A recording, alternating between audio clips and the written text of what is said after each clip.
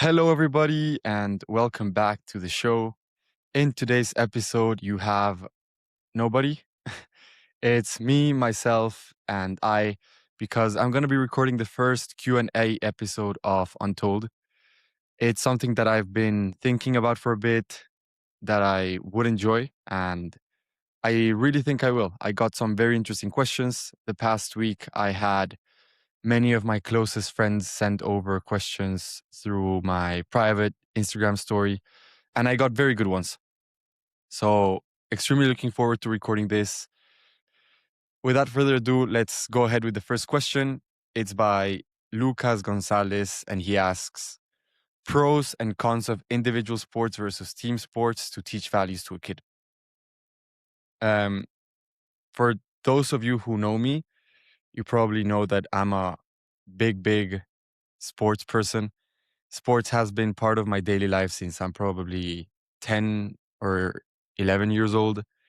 And still to this day, I try and work out every day. Mm, I think sports are extremely important for both your health, but I think competing in a sport is essential to teach yourself a lot of things. There's definitely differences between the type of sport that you play and what you learn from it. So I think this question is spot on. First off, I would try and address the fact that you asked about pros and cons. I think there's no cons. I think you refer more about the trade-offs of different types of sports, and I do think that there's quite a few. To begin with, I would address that individual sports, I believe, teach more ownership than team sports do. What do I mean by that? I mean, I was a tennis player, and when you play tennis, you have nobody to blame but yourself for a bad result. Sure, you can be playing with a very difficult opponent that is considerably better than you, or maybe someone that's just at your level, or maybe even worse, but the result is entirely reflected on your own performance. Whilst in team sports, I think it's easier to hide behind the team's performance and what other people did, and kind of it takes away a bit of that accountability of it was all my fault. In that sense, I think team sports are a bit easier. Of course, I'm not saying that people who play team sports are not developing their ownership value, the value of ownership. Definitely, I'm sure that there's a lot of people that do develop that because of just the nature of their personality. But I certainly believe that if you play a team sport, you're going to work on that a bit less than someone that is playing golf or tennis for that matter. Mm, I also think that individual sports required a bit more mental strength, because when you play on your own, you don't have kind of a group of people to support you. They can at times feel lonely. Mm, yeah, I think that's another big difference that I need to caveat. Finally, and I'm sure there's more than these, but I think these are the main ones. I think you do require a bit more self discipline on individual sports because, again, comes to the same idea that you don't have a team, you don't have peers to keep you showing up on a day-to-day basis. Your training is very much dependent on you making a thoughtful and an active decision to show up every day. Whilst I guess on team sports, you have a bit more peer pressure to go work out, practice. Uh, so yeah. On the other hand, there's definitely some pros on the side of team sports. The first and most obvious one would be cooperation. Mm, in team sports, cooperation is super important. You never really have that in individual sports. So it really like teaches you how to work in teams, which is something that I, as a tennis player, never really did. I still see the issues of that in my older age. I think when I'm putting like group projects, either at work or when I did at uni, it was kind of hard to work with other people because you learn individual sports, you really learn to kind of count on yourself and get stuff done on your own. And I think that it's something that should work on, and it's something that maybe other people who play individual sports should be mindful about. In addition, like kids playing team sports have an opportunity to develop more of their leadership skills. Again, comes to the same type of issues that I or other people that play individual sports, I assume, would encounter, which is you're your own leader when you play an individual sport, whilst when you play a team sport, you need to kind of lead within your community. That's a big pro for team sports. And yeah, the last one, and I think this one's quite important, is in team sports, I think the people that succeed most, and this is not something that naturally team sports give you, but it can, you need to work a lot on your ego. So sometimes if you play a team sport, you need to be able to say, okay, the team is better off without me. And or at this specific moment, it's better if I kind of take a step back and I let the team flourish on its own, be that like maybe a specific season or a game. You see this now, I think, in the World Cup. There's a couple of players, one in a specific, I'm not going to name names, which is definitely hindering their team's performance. And it's also, I mean, yeah, in the end, it's a matter of you need to think about team first when you play a team sport, because your team matters then more than your own personal result. You can have a great game if you play football or basketball or baseball, but if your team didn't win, there's not real big benefit from it. Um, that said, I think any involvement in competitive sports is a net positive to a kid. Mm, I probably won't be picky about what sport my kids play in the future. I'm gonna have a strong bias towards tennis, but if they don't enjoy tennis and they enjoy archery or football or volleyball, regardless of if it's individual or a team sport, I think it's gonna do great things to their values and self-development. Ideally, you make them practice one of each for at least the very early years. And then if they have ambitions to be very good at one, eventually they'll have to kind of let go of the other, which is natural. I think a lot of professional athletes do it like that. But yeah, there's benefits to both. Second question by my brother, Juan. He's been twice on the podcast. You should go listen to those episodes if you haven't. He asked me, unteachable lessons that you're good at handling and others that you struggle with. So for those of you who don't listen to Modern Wisdom or Chris Williamson, which is the guy that inspired me to start this podcast, you probably don't really know what an unteachable lesson is. So I'm going to address that first, and then I'm going to get into the question. An unteachable lesson is a lesson that you kind of have to learn the hard way. It would be maybe traditional wisdom that our elders, our mentors, our friends keep warning us about. But regardless of how many often people tell us about these different lessons, we need to crash in order to learn. A good example would be money doesn't make you happy, fame won't fix your self-worth, and like those, there's many. Uh, Chris Williamson has quite a long list, and I kind of, in order to answer this one, I took inspiration from his list. Um, some things that I think a lot of people struggle with and they don't really fix within themselves until they crash is, I think I'm pretty good at understanding what matters most in life is not necessarily what the world as a whole thinks about you, but more family. I'm a very family oriented person. I'm very aware that in the future, very near future, I'm going to want to have kids of my own, a wife, a happy marriage. And I kind of try and prioritize that in my life. Mm, That's one that I think a lot of people, especially young people nowadays, are going to struggle with. Then another one would be nothing is really as important as you think it is when you really think about it. So I'm kind of good at letting things go. Uh, the last one that I thought about is worrying is not going to improve your performance. I'm someone that's kind of worry free. I don't tend to worry about things more than I should.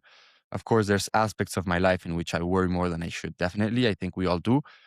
But if you take the average of the whole world population and you evaluate worry, I think I'm on the top 10 or 5 or 1 percentile of the people that worry least. I'm much more of an action oriented guy.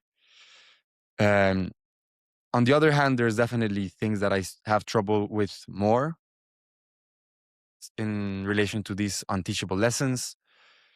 Um, the first one would be people will not change no matter how much you want them to.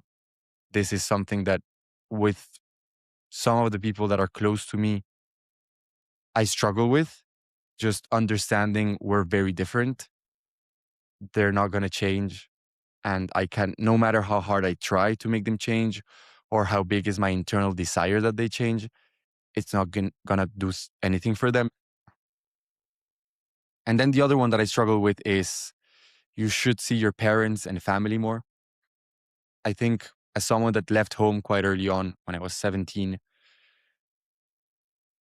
the amount of time I spent with the people closest to me, which is my kin, was massively reduced and impacted.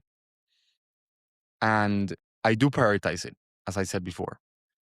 But I do not think that there's you cannot prioritize it enough. So right now we're planning a trip sometime during the summer with my family, and the other day I was thinking like, should I join the second section of that trip? I was really hesitating it, and then I reminded myself I should see my parents and my family more. So I decided, sure, I'll have to take a couple more days off my annual leave, paid annual leave, and spend time with the people that are most important to me. So yeah, very good question. Very interesting. I think it's useful to think about the things that we are crashing with and are maybe not super good at handling. And also give ourselves a little pat in the back when we acknowledge I'm good at this. And maybe other people would struggle more with this than I do. Third question by my good friend from Colombia, Alan Caldas. He asks, what's the difference between wealth and abundance? Difficult question. It took me quite a bit of time thinking about it in order to come to something interesting and relevant.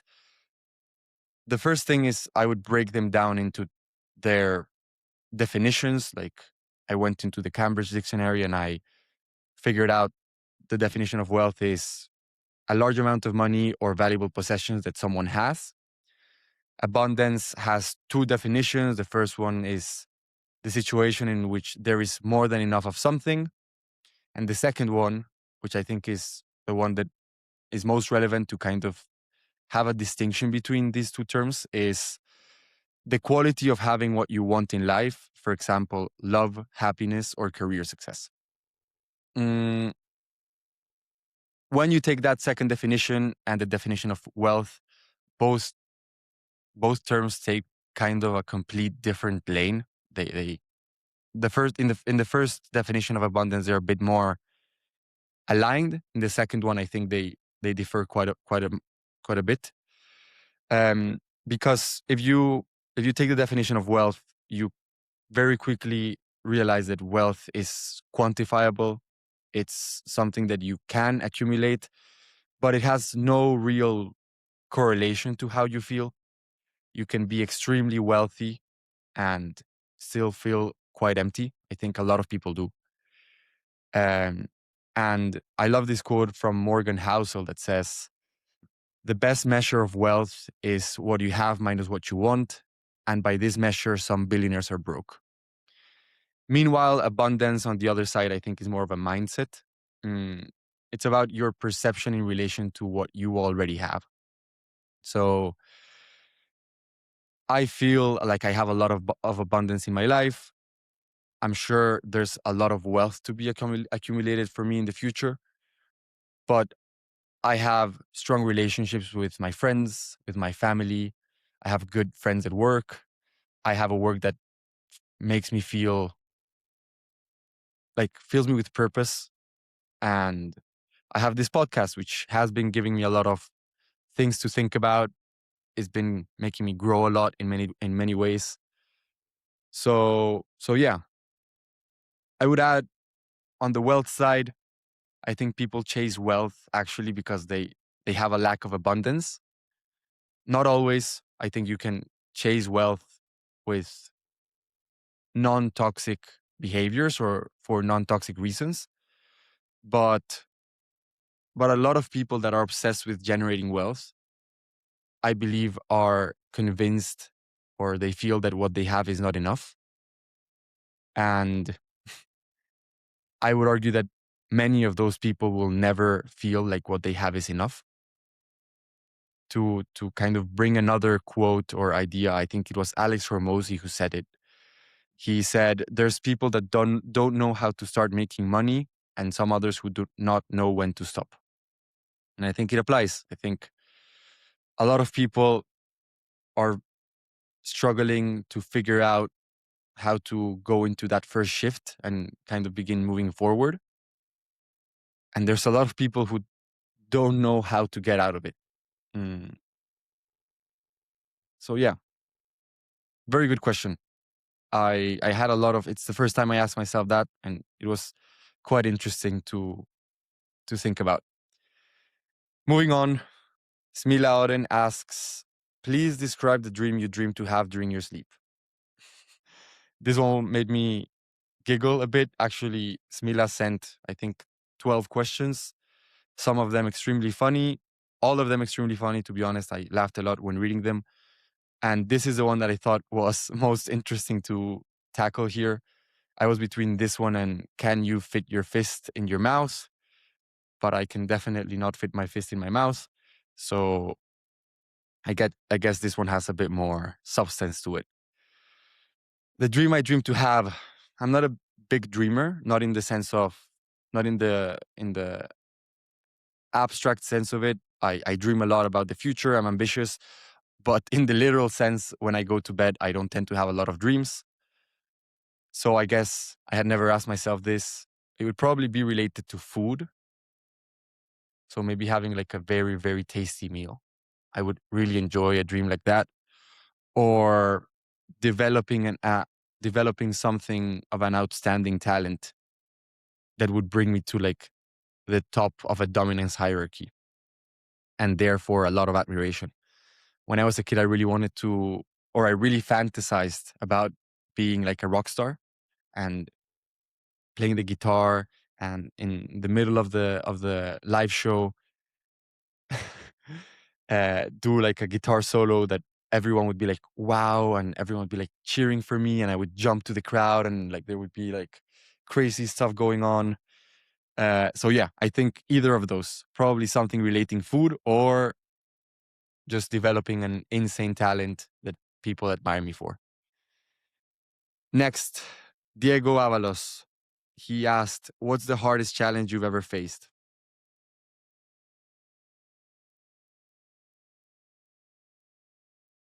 Moving cities has always been tough. So I did my first city move when I was 17.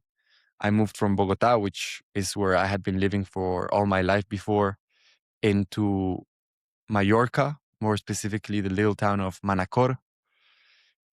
And it was tough. It was difficult the first couple of weeks, maybe first 2 months, because I really had a difficult time figuring out where I belonged or if I belonged. Mm, Eventually, you figure it out, but then you don't really, it's maybe one of those unteachable lessons that you're going to figure it out regardless, you know? When you move to a new place, you're eventually going to find your people. If you, of course, you're going to have to make an effort, but you will achieve that. And the reason why I say that is because 1 year after I moved to Mallorca, I changed cities again and I moved to Madrid. And also, my first semester in uni was kind of tough on me, figuring out I'm not like the most traditional. At that time, I was not the most common 18-year-old. I'm still not the most common 23-year-old, or I like to think about it that way. But yeah, it's tough to find your place sometimes. And it kind of makes me wonder, why is it so important to feel like we belong? That desire to belong, why is it so, why do we crave it so much? And I think Roy Baumeister has something about this, and it's rooted on, apparently it's rooted on evolutionary psychology. And it's the idea that when we used to be foraging societies, usually small groups of people would move around the world, hunt together.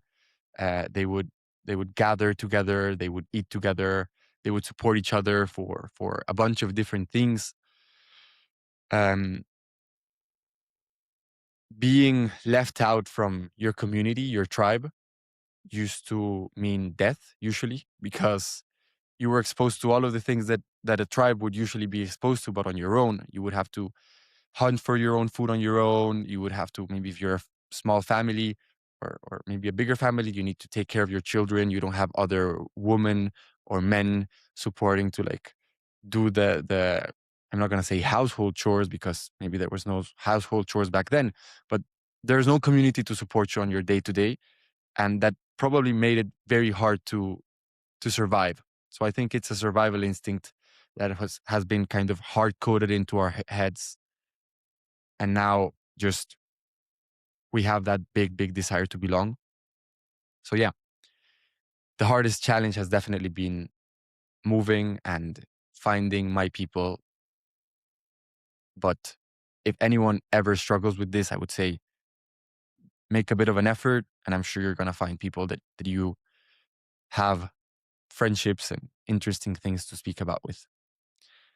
Next up, a question by Iago Velasco. He asks, what should happen for you to consider your podcast journey a success? Very good question. It's something that I've kind of thought about on my own a couple of times. This idea that I really enjoy, or that I really like thinking about, is research is me research is me search. And this podcast journey is very much based on that thought, that I have a lot of questions that I don't have answers to, and I'm going to get answers to them through other people that know much better than me.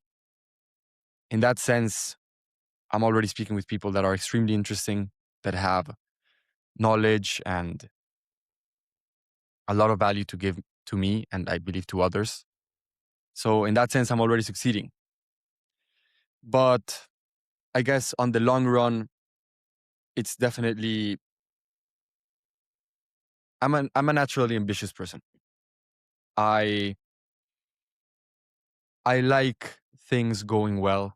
I like providing value to others, and I would enjoy if this grew in the medium to long term.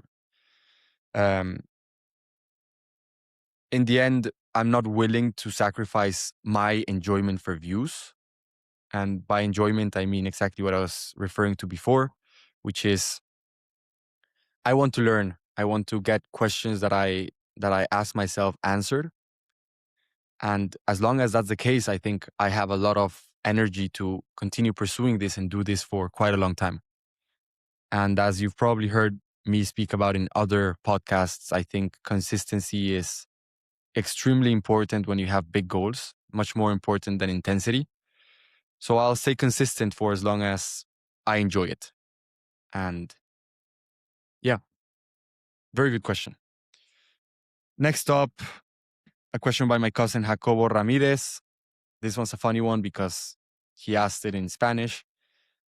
And it's funny because the question is, why is your content in English if you are from Colombia? I've been questioned on this a lot of times, especially by my family. Um, Again, comes a bit to the same idea that I was just discussing. this podcast is a platform for me to find answers to many of the questions I have. And if you keep that in mind, it's a matter of numbers, you know? In the world, there's considerably more English speakers than Spanish speakers. So therefore, not only my audience, but especially the people that I get to speak with are much broader. Then on a second note, and this might be a bit controversial to, or it has been controversial to many of the people that I've already answered this to. I think most of the people in Colombia or most of the people in Spanish speaking countries that are interesting enough for me to have a conversation with are likely to have a good enough level of English for me to interview them regardless. So by choosing English, I'm broadening my roster of possible guests for the podcast. If in the future I want to speak with someone in Germany who has research things that I find extremely interesting, likelihood is that they will speak English and they won't speak Spanish.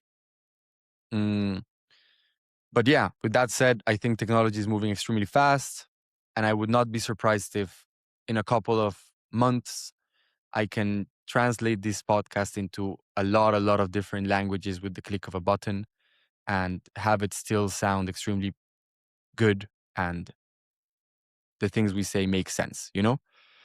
So yeah, good question. It's something that I didn't really think too much about when I first started it because it seemed so obvious to me. And something that I'll add there, actually, I didn't mention it, but I think in English more than I do in Spanish. Why? Since I moved to Mallorca when I was 17, most of my friends and my relationships have been in English. I've used English on a day-to-day basis for the past 6 years. And most of the content that I consume, all the podcasts I listen to, the YouTube videos, the movies, the music that I consume, they're all in English. So I genuinely think I would probably have a lot of difficulty in having this level of conversations in Spanish. And yeah, I think it's super cool to work on my English. I think English is honestly the language of the world at the moment. And the better English level you have, in the end, appearances matter, you know?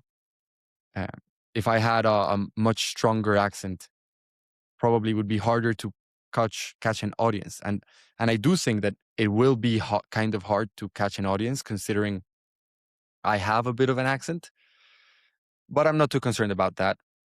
I've been considering taking speaking lessons, not only to improve my accent, but also to improve my diction, my speed, my volume.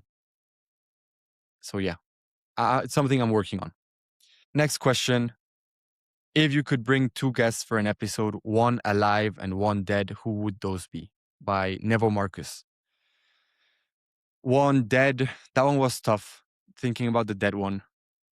But I have two answers for the dead one in the end, which is if I want the podcast to go extremely viral, I would have Jeffrey Epstein. I think that would be that would break the internet. It's not even that I find him that interesting. It's just that I know if someone had recordings of a podcast with Jeffrey Epstein and the guy just confessed a bunch of the things that are in the files, I would go viral in a matter of hours.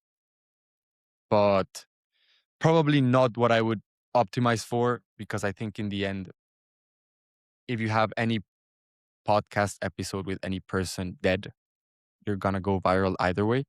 So my real and my favorite answer for the dead one would be Marcus Aurelius. Um, I read meditations by him last year.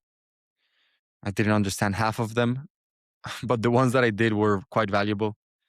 And I think it teaches a lot about he would be able to teach me a lot about how to live life like a stoic, which I think might have value. I haven't really delved so much into stoicism, other than reading meditations.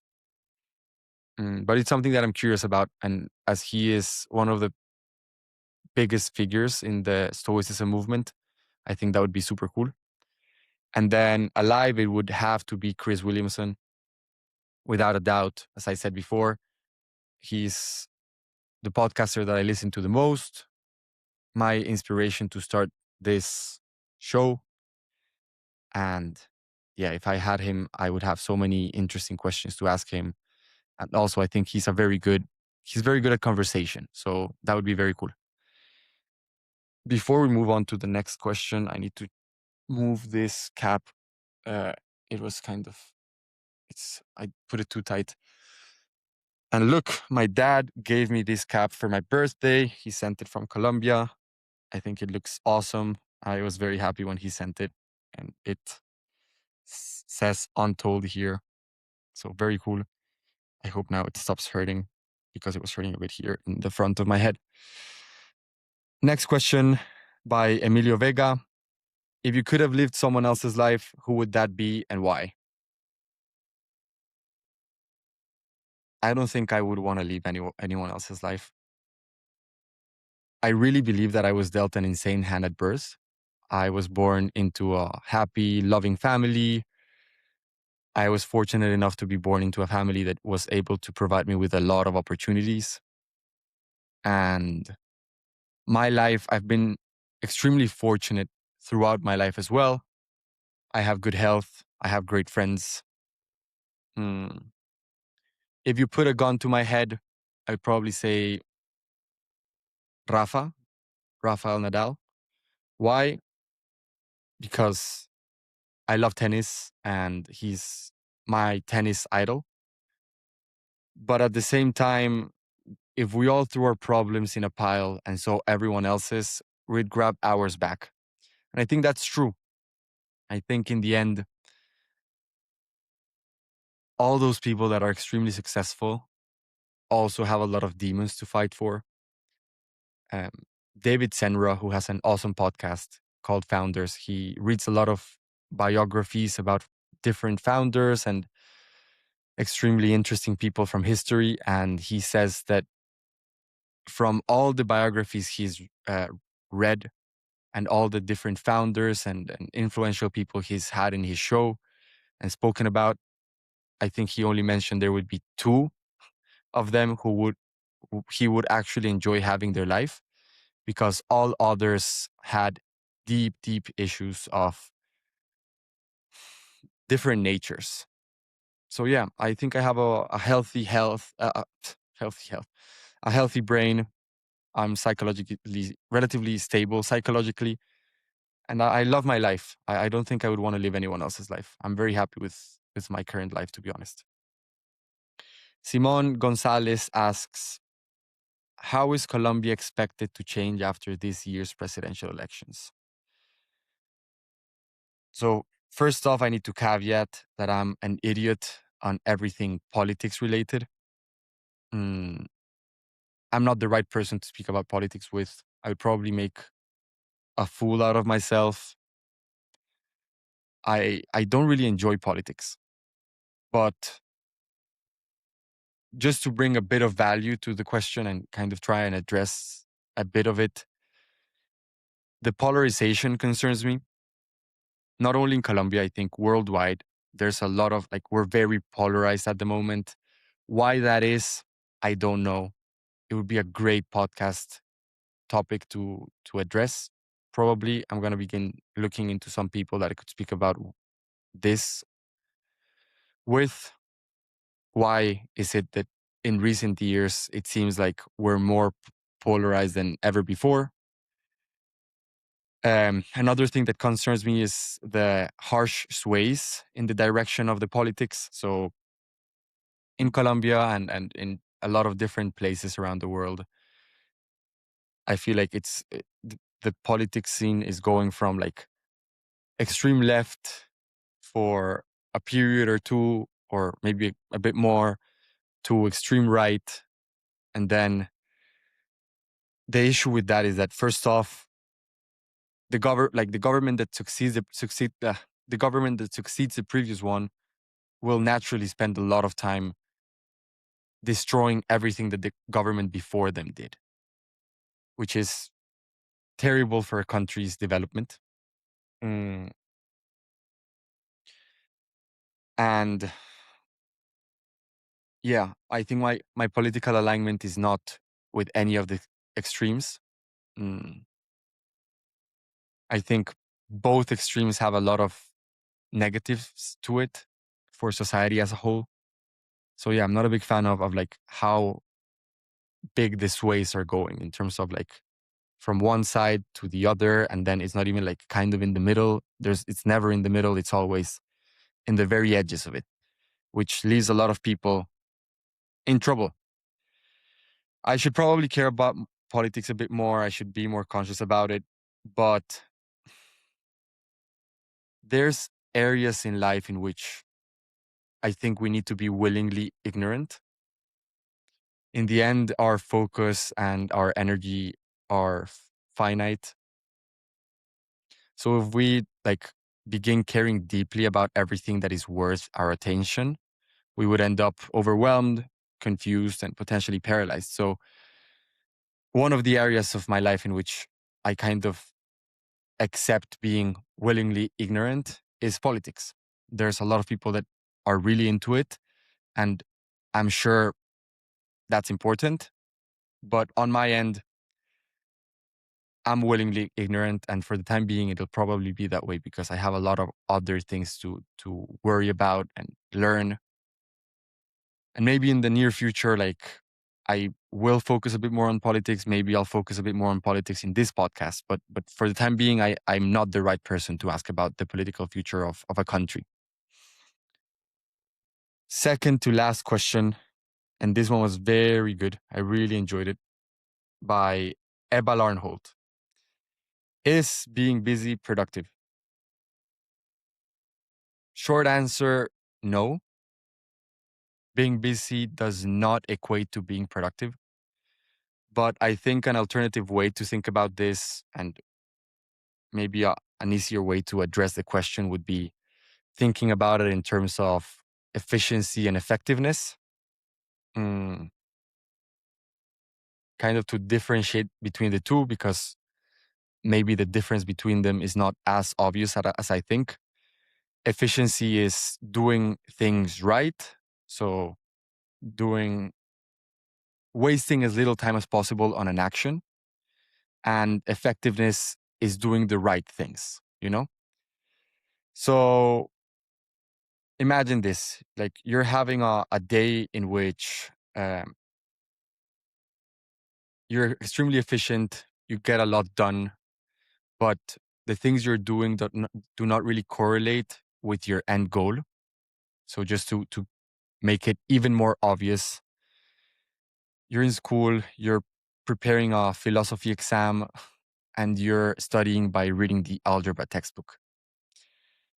You can be extremely efficient in your algebra textbook studying.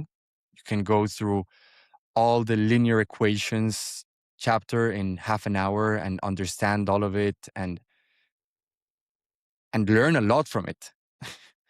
But your performance in your philosophy exam is going to be shit because you're being efficient, not effective. So I think bringing it back to being busy and being productive, in my opinion, the most productive people are those who figure out what are the actions that best align with their desired outcome and repeat those actions until they're extremely tired.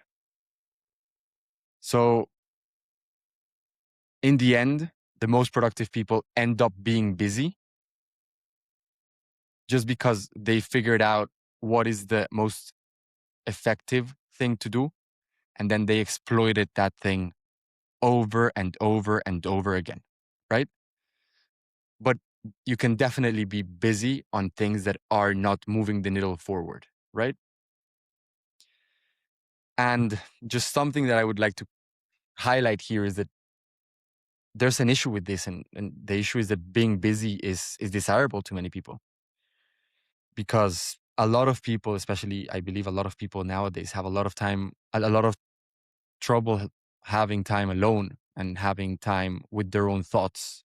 So for a lot of people, being busy is a hedge against existential loneliness. And existential loneliness sounds bad, but when you have those moments of silence to think about what really matters, you find answers to many of the questions that you are going to eventually hit and crash towards. There's this idea of, I can't remember who said this quote, but it's something along the lines of, we waste years in not wasting hours. And yeah, it's sometimes we're so over focused on busy, busy, busy, having the calendar full that we don't really stop for a second and think, how do I become better at every hour I'm busy, getting more out of it? Right? But yeah, I love that question. Very relevant. Last question, and this has been so fun, really so fun, is by my friend Patricia Herrera, and she asks, is there any conspiracy theory you believe in? So I'm not very into conspiracy theories. Again, another of those areas in which I'm willingly ignorant. So I'm not the right person to ask that. But there is one that I don't even think is a famous conspiracy. I might even have come up with this. I don't know if you guys have seen the movie Jupiter Ascends, or I think it's called Jupiter Ascending, with Mila Kunis and other people. Great movie. And it's this idea that there's kind of a big, powerful, evil civilization that is much, much more developed than ours, which basically goes around the universe in their spaceships and harvesting humans, civilizations, right?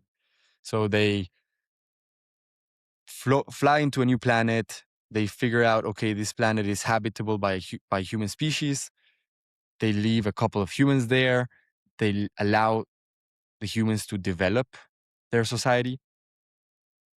And eventually they come and take everything that they find useful from them. And this would explain a lot of the conspiracy theories, I think. It would explain like a lot of probably alien related conspiracy theories. It would explain why the pyramids are so technologically advanced in comparison to what could have been done back in the day. And yeah, very, very conspiracy vibes of me. I don't know if this theory or this idea has a name. If it does, put the name in the comments in case you know it. But yeah, that one is the only conspiracy that I believe in, which is there might be a more powerful civilization of humans looking at what we're doing on a day-to-day basis and figuring out when is the right time to colonize us or take what they need out of us. So yeah, that's it. That's the Q&A. It was very fun to record. I really enjoyed it. I hope you guys enjoyed it too. And next time I do one of these, I'll probably leave a question square in my Instagram, in my public Instagram story, not like last time that it was only for my close friends. And everyone can leave an interesting question. And I'm sure I'll love it. So thank you guys for tuning in. Speak to you soon. Very exciting episodes coming the following weeks. And I'm very happy to bring them to you.